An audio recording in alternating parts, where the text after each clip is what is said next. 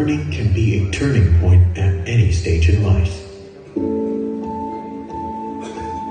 Lisod sa akong sitwasyon ato kay kanang trabaho wala. Manang sauba na makana sila na kanang maganing nang apply ta kay para makuan ta pero pangitaan mo gud kag experience mo to maglisod ko pangitag trabaho na kanang kuan og income ba.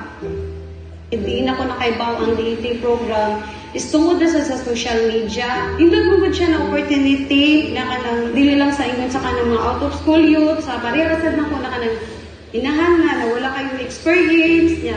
Ang akong gibati ato kay kawan kanang grabe akong kalipay ba. Salamat sa Dios na nadawat rasad ko. The dual education training on the seafood processing cluster is a combination of the in-school and in-company training. For the in-school training, our learners has to undergo for 2 months and another 6 months for the in-company training. As we speak, we have 6 partners from the industry and 4 partners from the academy.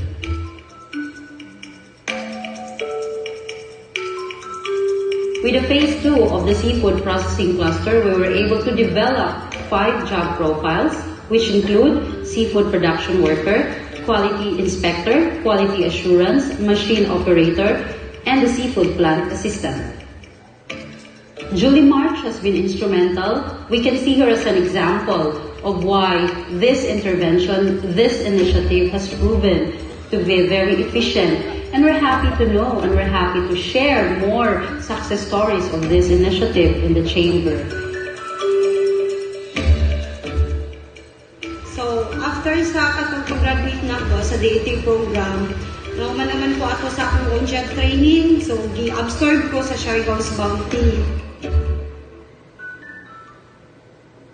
Nasa diri sulod sa planta sa Siargao's Bounty Seafoods Corporation. I am a QC team leader, inspecting quality. Like for example, kanilang gibuhat is taco. Ang dagan nila is 6-7. So dapat masud siya sa grams niya is 5, 6, 7. Medyo siya malakas na din siya sa grams. So dili na nako siya pinidawaton. Karon di ay kauban ako si Mariel na pariharasad nako na ni-join sa DET program from Fish Visayas. So si Mariel, in on-company training siya diri sa Siargao's Bounty. So during my school experience, I can say the trainers are very knowledgeable. Nasa na strategy nga kami nga mas madali dito ni makakon. Then during workplace deployment, nakatake na ko o 473 hours. 100% po nga ilang itulo sa mo is amo sang na-manifest dito. Confidently today, mas kamaon ako sa work nila, either asa kong mabutang na nakoy skills or na nakoy knowledge.